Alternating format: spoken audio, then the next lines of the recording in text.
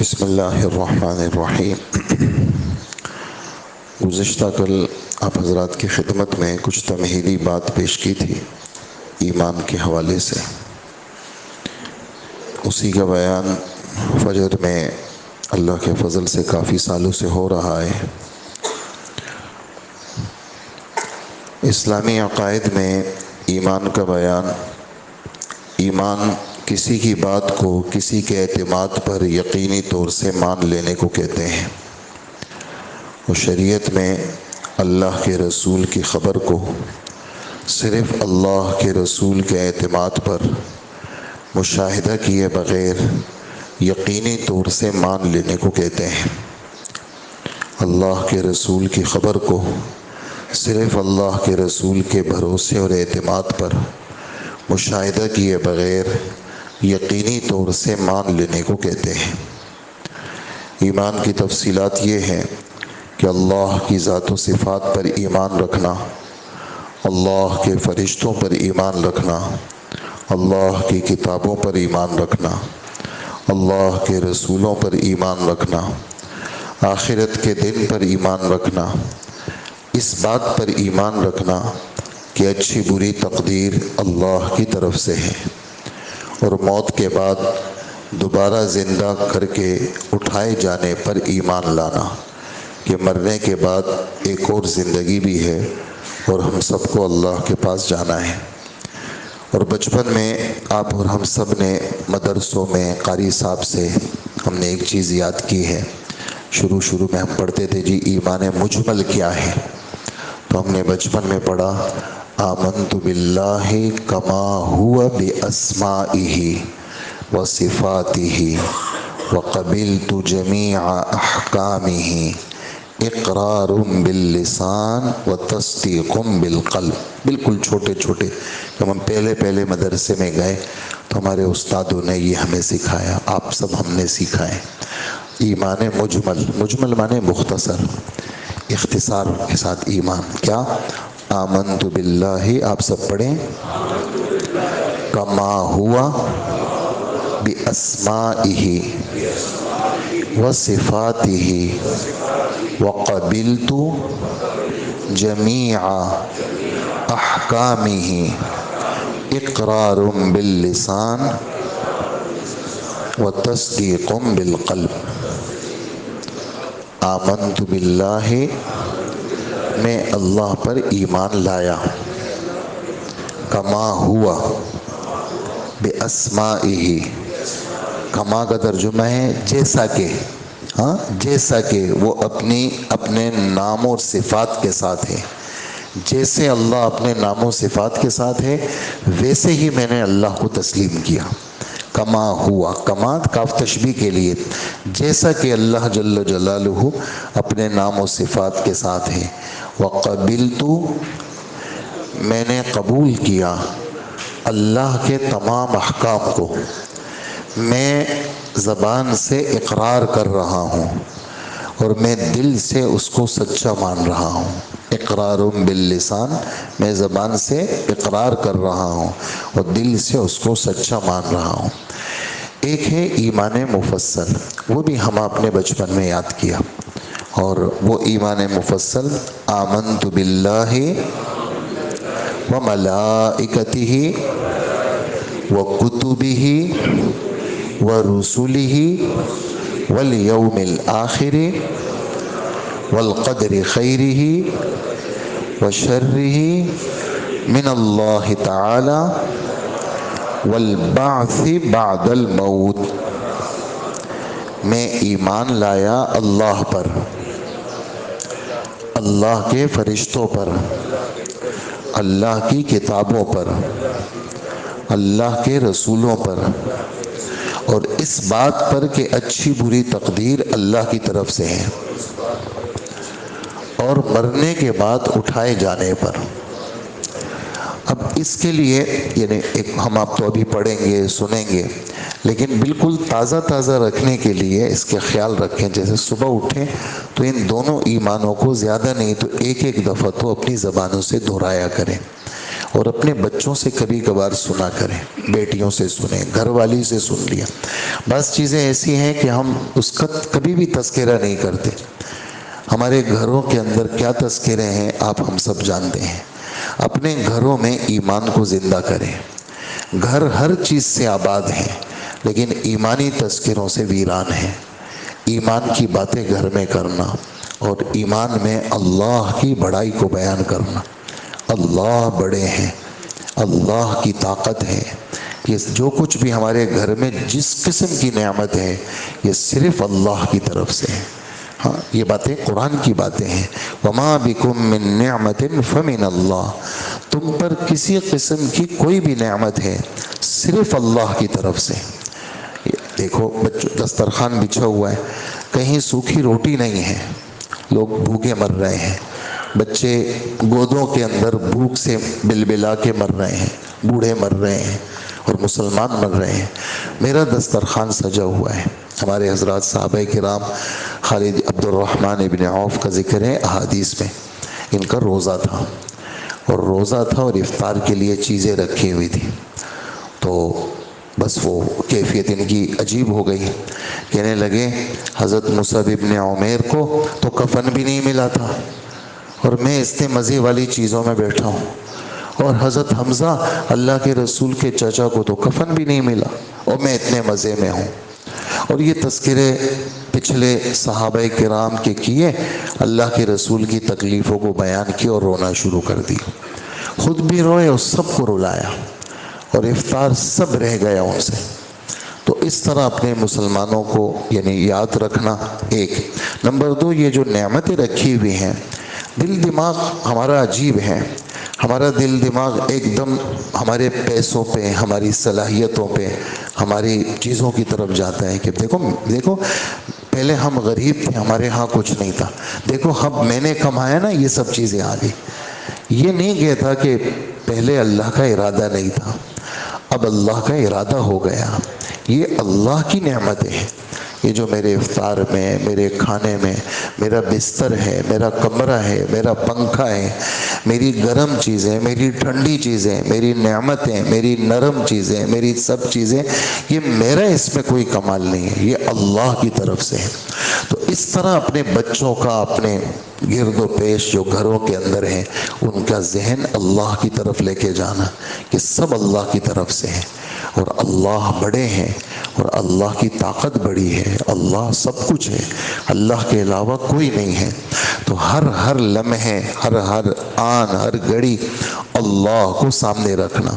یہ جو کراچی اجتماع کی جگہ ہے، یہ بالکل شروع میں لی گئی تھی، تو اس میں پہلا اجتماع تھا اور اس میں پہلا بیان حاجی عبد الوہاب صاحب کا تھا مغرب کے بعد۔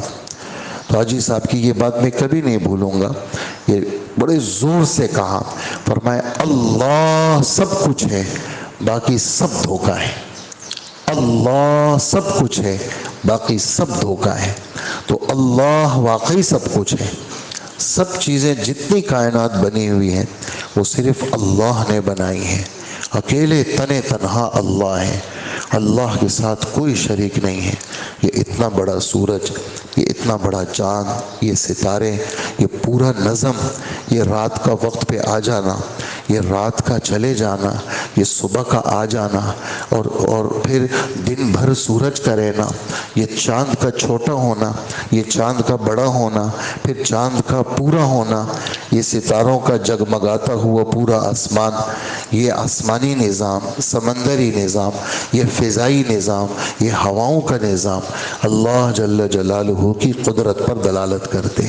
برگ درختان سبز در نظر ہوشیار، ہر ورق دفترت معرفت کردگار۔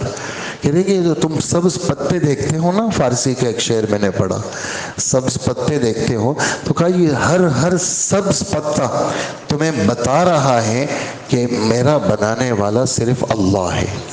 اس سبز پتوں کے اندر جو لکیریں ہیں اور اس سبز پتوں کے اندر جو ہریالی ہے، وہ جڑوں سے جو اس سبز پتے کے اونچائی کے اوپر یہ جو پانی کا ایک بوند پہنچی ہے اور اس سبز پتے کو ہریالی دی ہے، کہا کہ اس سبز پتے کو دیکھو تمہیں اللہ کی پہچان کرائے گا۔ یہ ایک پتا بھی تمہیں اللہ کی پہچان کرائے گا۔ تو کائنات کا سب سے بڑا علم، لوگ کہتے ہیں جی ہم نے ڈگری لے لی، سی اے کر لیا، ہم نے ACCA کر لیا، یہ پڑھ لیا ہم نے، ہمارے پاس ہم لندن گئے تھے وہاں سے ڈگری لائے ہیں، ہم نے امریکہ کی ڈگری لی ہے، اور ہم نے فلانے ملک میں چلے گئے، وہاں کی پڑھائی ہم نے پڑھی، اور ہمارے والد صاحب نے کروڑوں روپے لگا کر کے ہمیں ایک ایسا انسان بنایا۔ تو یہ جتنی بھی ڈگریاں ہیں ان سب کی کوئی حیثیت نہیں ہے۔ کائنات کا سب سے بڑا علم وہ اللہ کی پہچان ہے۔ جس کو اللہ کی پہچان مل گئی اس کو چیزیں مل گئی۔ تو اللہ بڑے ہیں، اللہ کو دل میں بٹھانا، اللہ کو سامنے رکھنا، اللہ کو دائیں تصور کرنا، اللہ کو بائیں تصور کرنا، اللہ کو پیچھے آگے اوپر نیچے ہر جگہ اللہ ہے۔ وَهُوَ مَعَكُمْ أَيْنَمَا كُنْتُمْ، ہمارے رب فرماتے ہیں تم کہیں پر بھی ہو اللہ تمہارے ساتھ ہے۔ مَا يَكُونُ مِن نَجْوَى ثَلَاثَةٍ، 28ویں پارے کا دوسرا صفحہ، مَا يَكُونُ مِن نَجْوَى ثَلَاثَةٍ إِلَّا هُوَ رَابِعُهُمْ، تم جو اکیلے بیٹھے ہوئے ہوتے ہو نا 3 بندے، تو کہا کہ تم 3 نہیں ہو، چوتھا اللہ ہے، تم 4 ہو، 5واں اللہ ہے، تم 5 ہو، 6واں اللہ ہے، تم کم ہو یا زیادہ ہو اللہ تمہارے ساتھ ہے۔ وَهُوَ مَعَكُمْ، تمہارے ساتھ ہے۔ وَنَحْنُ أَقْرَبُ إِلَيْهِ مِنْ حَبْلِ الْوَرِيدِ، ورید اس کو کہتے ہیں، یہ حوالے یہ اس نس کو کہتے ہیں جس کے کٹ جانے سے بندہ مر جاتا ہے، ہم تمہارے اس نس سے بھی زیادہ قریب ہیں، ہم تمہارے اس نس سے بھی زیادہ قریب ہیں، تم ہمیں دیکھ نہیں سکتے ہو لیکن ہم تمہارے ساتھ ہیں۔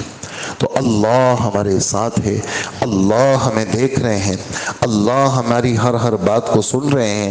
ہاں، کالی رات ہو اور کالا پتھر ہو، ایک چیونٹی اس پہ چل رہی ہے، اس کے پاؤں کی آہٹ وہ اللہ سن رہے ہیں۔ اللہ جل جلالہ کا سننا کامل، اللہ کا دیکھنا کامل، اللہ کا علم کامل۔ تو اللہ کا ذکر کرنا، ایک یہ کہ میں نے سبحان اللہ پڑھی، بہت مبارک ہے، الحمدللہ پڑھی، لا الہ الا اللہ پڑھی، اللہ اکبر پڑھی، بہت مبارک ہے، میں نے قرآن پڑھا، بہت مبارک، میں نے قرآن سنا، بہت مبارک۔ ایک یہ کہ محفلوں میں اللہ کا ذکر کرنا، اللہ کو یاد کرنا، اللہ کی بڑائی کو، خود قرآن میں آپ پڑھتے ہوں گے، میں نے آسمان کو بنایا، میں نے آسمان کو تمہارے لیے چھت بنایا، میں نے ستارے بنائے، میں نے یہ چیزیں بنائی۔ رات ہم تیسرا پارہ پڑھ رہے تھے، اس میں ہمارے رب فرماتے ہیں جو تمہیں ہم نے چیزیں دی ہیں نا وہ ہمارے نام پہ خرچ کرو۔ آگے کیا فرمایا؟ جو ہم نے زمین سے تمہارے لیے نکالی ہے اس میں سے بھی ہمارے نام پہ دو، ہم نے نکالی ہے، یعنی تمہارا کوئی کمال نہیں ہے، ہم نے زمین سے چیزیں نکالی۔ یہ تمہاری فیکٹریاں تم نہیں چلا رہے، یہ تو اللہ چلا رہے ہیں۔ یہ مشینری تم نہیں چلا رہے، بجلی نہیں چلا رہی، حکومت نہیں چلا رہے، ہر چیز میں اللہ کو دخل ہے۔ ہم نے کہا ہم نے بٹن دبایا تو یہ پنکھا چلا، نہیں، اللہ کا ارادہ ہوا، اللہ اس پنکھے میں بھی اللہ کا تصرف، میری ہر نقل و حرکت میں اللہ کا تصرف۔ تو ایسا اللہ کا ذکر کرنا، ایسا اللہ کو یاد کرنا کہ ہر جگہ ہمیں اللہ نظر آئے، تو اللہ کو سامنے رکھنا، اللہ کی قدرت کو بیان کرنا، اور اللہ ہی اللہ ہر جگہ ہمیں نظر آئے، یہ ہم نے کہنا پڑے گا۔ اس کے بغیر ہم نہیں چل سکتے، ہمارا پیٹرول بھی ہے، یہ ہمارا آئل بھی ہے، یہ ہمارا سب کچھ ہے، ہم اسی کے ساتھ جئیں گے، اسی پر چلیں گے۔ اور ایک وقت ایسا آتا ہے جس میں سب چیزیں ختم ہو جاتی ہیں، اس وقت میں صرف اللہ کام دیں گے۔ اللہ پاک فرماتے ہیں جب تم قبر میں پہنچ جاتے ہو اس وقت بھی تمہارے دل دماغ سے میرا تذکرہ نکالنا، یہ اس وقت بھی میں ہی کروں گا۔ 13واں پارہ، یثبت اللہ الذین آمنوا بالقول الثابت، اللہ جمائیں گے سچی بات یعنی کلمے کے ساتھ۔ دنیا کے اندر بھی اللہ دلوں کو مضبوط کرتے ہیں کلمے کے ساتھ، اور جب قبر میں پہنچ جاؤ گے اس وقت تم سے پوچھیں گے تمہارا رب کون ہے، اس وقت بھی تمہاری زبان سے جو جملہ نکلے گا کہ میرا رب اللہ ہے، اس وقت بھی یہ جملہ کون نکلوائے گا؟ اللہ، میں کرتا ہوں ایسا۔ میں کرتا ہوں، اور میں ہی گمراہ بھی میں کرتا ہوں، ہدایت بھی میں دیتا ہوں، یہ سب کچھ میرے قبضے میں ہے۔ ہمارا کیا کام ہے؟ ہمارا کام ہے عاجزی دکھانا، دب جانا، اپنے آپ کو کچھ نہ سمجھنا اور اپنے رب کو سب کچھ سمجھنا۔ کریں گے نا انشاءاللہ؟ اللہ عمل کی توفیق عطا فرمائے۔ اللہ تعالیٰ کی ذات و صفات کے متعلق عقائد کل انشاءاللہ اس کو پڑھیں گے، اور آج پورا دن ہم نے اللہ کا تذکرہ کرنا ہے، اللہ کی نعمتوں کو، اللہ کی قدرتوں کو بیان کرنا ہے۔ اس کی برکت آپ دیکھیں گے، ہر جگہ اللہ کا ذکر کریں، ہر جگہ اللہ کی بڑائی بیان کریں، ہر چیز میں اللہ کو شامل کریں۔ جب آپ ایسا کریں گے تو آپ کے بچے بھی ایسا کریں گے، آپ کی بیوی بھی ایسا کرے گی کہ ہر چیز اللہ ہی نے کیا، اور کس نے کیا؟ اللہ ہی نے کیا، اور کس نے کیا؟ عمومی طور پر مولانا ابراہیم صاحب ابھی جوڑ میں بیان فرما رہے تھے، ان کا دوسرا بیان تھا، فرمانے لگے جب نعمتیں آتی ہیں تو نعمتوں کی تاثیر یہ ہے کہ آدمی کو اللہ سے غافل کرتی ہے۔ یہ بہت قیمتی جملہ ہے۔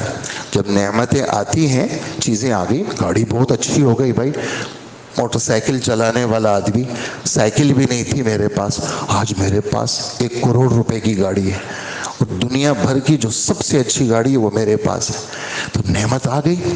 گھر میرے تو کچی آبادی میں رہتا تھا، آج میرے پاس بنگلہ ہے، بنگلے میں رہتا ہوں۔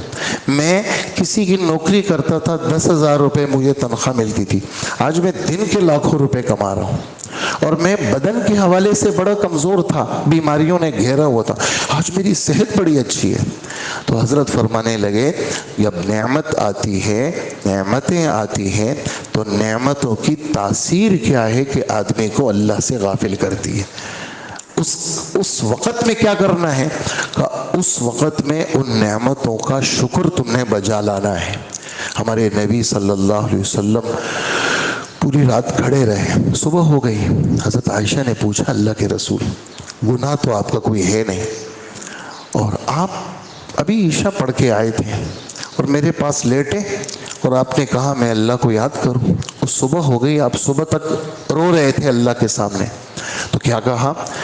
فرمانے لگے عائشہ، جس اللہ نے مجھ جیسے کو سب نبیوں کا سردار بنایا اور دنیا آخرت کی نعمتوں کی بارش کر دی، میں اپنے اللہ کا شکر گزار بندہ کیوں نہ بنوں؟ یہ سب شکر کی باتیں ہیں۔ میرا جی نہیں چاہا کہ میں نرم بستر پہ لیٹ جاؤں، میرا جی نہیں چاہا کہ میں آرام کروں، میرا جی چاہا کہ میں اللہ کے سامنے روں اور گڑ گڑاؤں، تاکہ اللہ نے مجھ پر احسانات کیے۔ تو آپ ہم سب اللہ کے احساناتوں کے نیچے دبے ہوئے، تو غفلت والی زندگی اچھی نہیں ہے، غفلت والی زندگی اچھی نہیں ہے۔ بیدار دل رکھیں، بیدار دل رکھیں۔ 2 باتیں ضروری ہیں، ایک جہالت کو ختم کریں اور ایک غفلت کو ختم کریں۔ جہالت ختم ہوگی علمی باتوں سے، صبح سے چل رہی ہوتی ہیں آپ کے سامنے، فجر میں بھی ہے جی، ظہر میں بھی ہے جی، عصر میں بھی ہے، عشاء میں بھی ہے، علمی باتیں، تو اس سے کیا ہوگی؟ جہالت ختم ہوگی۔ نمبر 2، غفلت ختم کرنی ہے۔ غفلت کیسے ختم ہوگی؟ وہ آپ نے قرآن پڑھنا ہے، وہ آپ نے اللہ کو یاد کرنا ہے، وہ پورا دن اپنی دکانداری میں، اپنی فیکٹریوں میں، اپنے آفیسز میں اللہ کا ذکر کرنا ہے، اللہ کو یاد کرنا ہے۔ فون آیا تو آپ نے کہا بھئی آج فجر کا بیان پتہ ہے آپ کو آج کیا بیان تھا؟ تو آپ نے 2-4 منٹ صبح کی باتیں کر لی، پورا دن آپ نے اللہ کا ذکر کیا، اور اللہ سے یہ بھی درخواست کریں یا اللہ مجھے اپنے سامنے ہاتھ اٹھا کے دعا مانگنے والا بنائیں، مجھے اپنے سامنے ہاتھ اٹھا کے، ہاں، دعا کی توفیق جس کو مل گئی اس کو دنیا آخرت کی خیریں مل گئی۔ یہ حدیث کا ترجمہ کیا آپ کے سامنے، جس کو دعا کی توفیق مل گئی اس کو دنیا آخرت کی خیریں مل گئی، رحمت کے دروازے اس کے لیے کھول دیے گئے۔ اللہ کے دربار میں دعا سے بڑی کوئی نعمت نہیں ہے، جس کو دعا مل گئی اس کو رحمتیں برکتیں مل گئی۔ تو ابھی رمضان ہے، اس میں وقت نکالے، افطار کے وقت نہیں ہے کوئی بات نہیں ہے، کوئی اور وقت نکالے، سحری میں نہیں ہے کوئی بات نہیں ہے، کوئی اور وقت نکالے۔ یار 12 بجے اٹھ گئے جی، غسل کیا، تیاری کر لی، 2 نفل پڑھ لیے، آدھا گھنٹہ دعا مانگ لی، ظہر پڑھ لی، نماز پڑھ لی، اکیلے میں بیٹھ گئے دعا مانگ لی، مولانا احسان صاحب اللہ پاک ان کو صحت عطا فرمائے، فرمانے لگے 5 منٹ سے دعا شروع کرو، بڑھاتے رہو، 45 منٹ تمہاری دعا ہونی چاہیے۔ کتنی منٹ؟ یہ بات ایسی نہیں ہے، ہم نے ایک بیان میں کہی، ہمارے ایک نمازی ہے، میں نے ان کو کہا یار میں گاڑی نہیں ہے تو مجھے مدرسے چھوڑ دو، تو خیر وہ میں اترا مدرسے کے وقت میں، پھر میں نے ان سے کہا کہ آپ کے سونے کا وقت ہوگا، میں نے آپ کو تکلیف میں ڈالا، تو کہنے لگے میں تو نہیں سوتا اس وقت، یہ تو میری دعا کا وقت ہے۔ تو میں نے تعجب سے پوچھا، میں نے کہا آپ کتنی دعا مانگتے؟ کہہ رہے میں 45 منٹ دعا مانگتا ہوں۔ نوجوان ہیں، 45 منٹ دعا مانگتا ہوں۔ آپ نے کہاں سے لیا یہ؟ کہا آپ نے ایک دفعہ جمعے پہ دعا پہ 5 جمعے پڑھائے تھے، تو ان جمعوں میں آپ نے دعا کی ترغیب دی اور یہ جملہ کہا تھا کہ 5 منٹ سے شروع کرو، 45 منٹ تک دعا مانگنا۔ ہم کبھی کہتے ہیں کہ ہماری باتیں ایسی گر جاتی ہیں، کبھی کبھی وسوسہ آتا ہے کہ میں کوئی بات کرتا ہوں یار اس کا تو کوئی فائدہ نہیں، پتہ نہیں کوئی لیتا بھی ہوگا یا نہیں۔ وہ ہے نا دنیا کے اندر لوگ اپنی چیزیں بناتے ہیں نا، مارکیٹ میں پیش کرتے ہیں، تو کسی نے لی ہے، پتہ نہیں یار ہماری یہ چیزیں کوئی لیتا بھی ہے یا نہیں، کبھی وسوسہ آتا ہے۔ تو کبھی اللہ دکھا دیتے ہیں نہیں تمہاری چیزیں، تمہاری کیا ہماری کیا ہے، اللہ رسول کی باتیں ہیں، تو وہ لوگ لے لیتے ہیں۔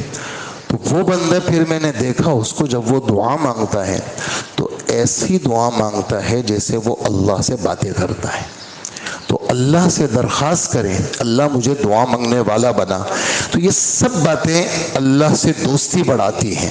تو اس کے لیے وقت نکالنا وہ آپ کا کام ہے، جیسے چیزوں کے لیے وقت نکالتے ہیں ایسے ہی اللہ کے لیے وقت نکالنا، قرآن کے لیے وقت نکالنا، ذکر کے لیے وقت نکالنا، دعا کے لیے وقت نکالنا۔ رمضان میں اس کا مقص ہوگا اور باقی 11 مہینے پھر اللہ پاک ہمیں توفیق دیں گے۔ اللہ مجھے بھی نصیب فرمائے، آپ کو بھی نصیب فرمائے۔ الحمدللہ رب العالمین والصلاة والسلام علی نبینا محمد وآلہ واصحابہ اجمعین۔ اے اللہ ہمارے گناہوں کو معاف فرما، اللہ ہمارا یہ آج کا بیٹھنا قبول فرما۔ اللہ یہ سب کچھ آپ کی طرف سے ہوا، نماز بھی آپ ہی نے پڑھوائی، تراویح بھی آپ ہی نے پڑھوائی، یہ باتیں بھی آپ ہی نے کہلوائی۔ اللہ یہ سب باتیں اپنے دربار میں قبول فرما۔ اللہ ہمارے دل دماغ کو مسلمان بنا، آوارگی سے محفوظ فرما۔ اللہ ہمیں تابع دار بنا، اللہ ہمیں تابع دار بنا، اللہ ہماری اصلاح فرما۔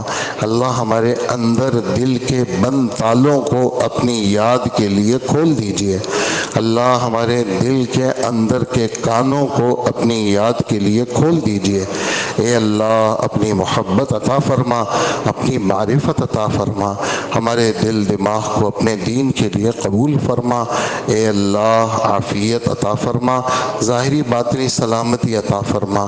اللہ سب کچھ آپ کی طرف سے ہے، ہمیں اس کا دل سے اقراری بنا اور دل سے تسلیم کرنے والا بنا، اور ہمارے پورے بدن کو اپنی اطاعت میں استعمال فرما۔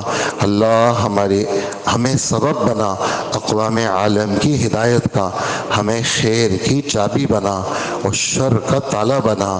ہمیں مرتے دم تک گمراہی سے بچا، بدکاری سے بچا، بے حیائی سے بچا، فتنوں سے بچا۔ چاروں طرف فتنوں کا بازار گرم ہے، ہمارے بچوں کو، تمام ایمان والوں کو ہر فتنے سے محفوظ فرما۔ اے اللہ فلسطین کے مسلمانوں کی مدد فرما، آسمان سے رحم و کرم کے فیصلے نازل فرما۔ اے اللہ جتنے علاقے اجڑ گئے ہیں ان کو اچھا سے اچھا بنا دیجئے۔ اللہ جتنے دل ٹوٹے ہوئے ہیں ان ٹوٹے ہوئے دلوں کو جوڑ دیجئے، اور جتنے بدن بکھرے ہوئے ہیں اپنے کرم سے سب کو جوڑ دیجئے۔ اللہ کافروں کی یہ آگ جو برس رہی ہے وہ انہی کے خلاف استعمال فرما اور مسلمانوں کی حفاظت فرما، ہم سب کی دعائیں قبول فرما۔ وصلی اللہ وسلم علی حبیبنا محمد وآلہ واصحابہ وامتہ اجمعین، آمین برحمتک یا ارحم الراحمین۔